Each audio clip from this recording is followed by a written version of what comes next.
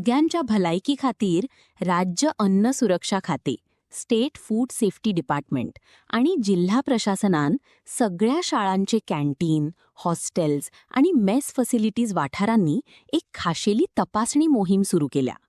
कॅन्टीनांनी जेवणाची गुणवत्ता, नितळसाण आणि कडक अन्न सुरक्षा नेम पावळे वतात की ना हे पळोवपा खातीर अधिकारी खंयच्याही पूर्व सुचोवणी विणे अकस्मात तपासणी करतले.